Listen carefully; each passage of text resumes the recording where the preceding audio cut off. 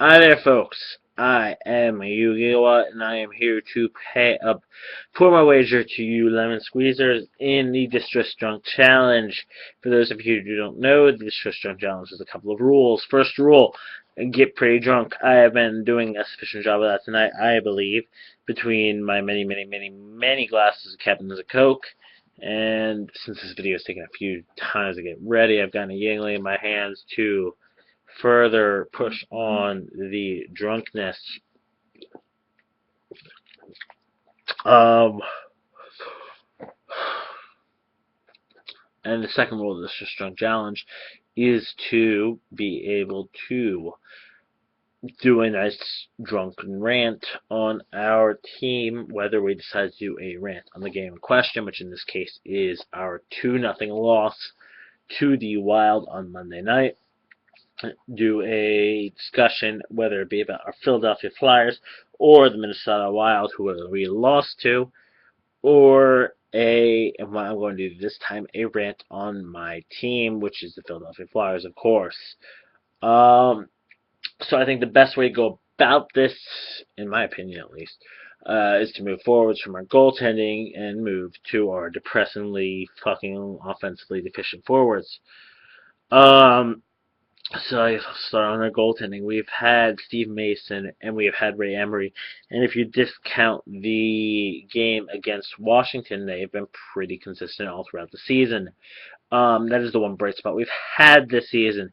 Mason has so far proved to be the best consistently good goalie we have had since Hextall. We have had consistent goalies. We had my buddy Robert Ash, and we have as a consistent goalie, and we have had uh, Roman Jakmanek is a pretty good goalie, but if your last best goalie came from the '90s, that's not speaking volumes of our goalies over the last 15 or so years, which is pretty fucking sad. Um, Moving on from there, I think they're playing pretty well. But if our offense isn't going to score goals, I'm worried about their confidence levels.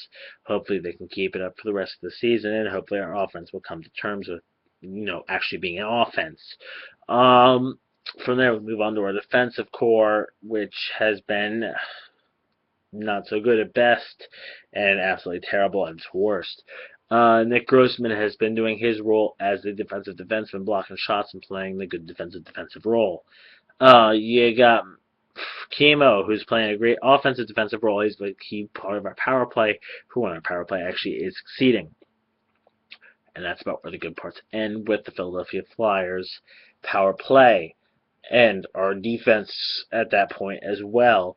You got Coburn, who's proved he's plenty proficient at putting up penalty minutes, and that is about it. You got Strite, who we're paying an absurd amount of money to put up 2 points every now and then go absolutely silent for the next 5 or 6 games, especially when he is supposed to be a power play specialist, and our power play is absolutely garbage.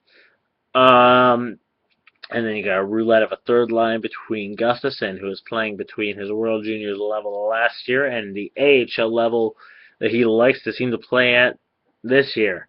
And anywhere in between. You got Gill, who spent more time in the press box than he is on the ice. And the old fossil, while he is on the ice, is pretty good, is still pretty fucking mediocre, all things considered. You got Andre Mazzaros, who I believe a strong gust of wind could knock a disc out of his back and put him back onto the IR if it was pretty good. If it was a strong wind, we should probably put that on our offense. It might put some pucks in the net. And you got Luke Shen, who is, in my opinion, the ultimate distressor of our Philadelphia Flyers defense. We gave up JVR for this guy, and he has been inconsistent. He's really good at hitting people on the numbers, and that is about it. He is spending as much time as he spends in the press box, as much as he is in the penalty box, and not much time altogether on the ice, which is what we would hope he would be doing, especially if he cost us JVR. Our defense is shit. And that is pretty goddamn impressive. And then comes our forwards, which I thought, in my opinion, were going to be the one bright spot this season, and they really have been absolutely garbage. You got Claude Giroux, who in my opinion is, and a little bit of a homer, is in my opinion one of the best forwards in the league. He's got the whole toolkit. Is he Sidney Crosby? No. Is he Evgeny Malkin? No. Is he an extraordinarily solid forward? Absolutely. Too bad he hasn't been that this season. He's picking it back up. He's got some good assists. He's putting up some goals. Although he's only got 4 goals as of the Detroit game. That's not going to give you the best player in the league quality. And then you get the rest of our first line, which has been pretty terrible. You got Hartnell, who's as invisible as Giroux, as well as Giroux is invisible. You got Voracek, who I personally thought might be able to break out of the mold this season and put up some points without having to rely on Giroux. And I'm pretty sure hasn't scored a point in the last 5 or 6 games. You move on to our second line.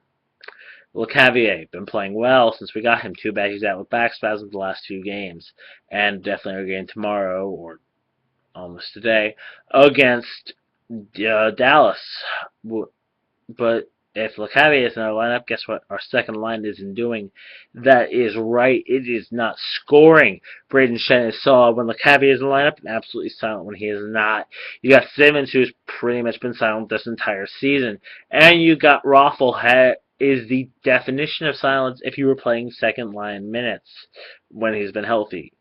Our third line has been the bright point this season, especially since we dealt Talbot to Colorado for Downey.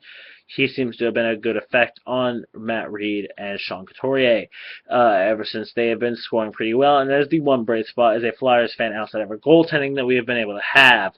So all things considered, it's pretty shitty to be a Flyers fan right now.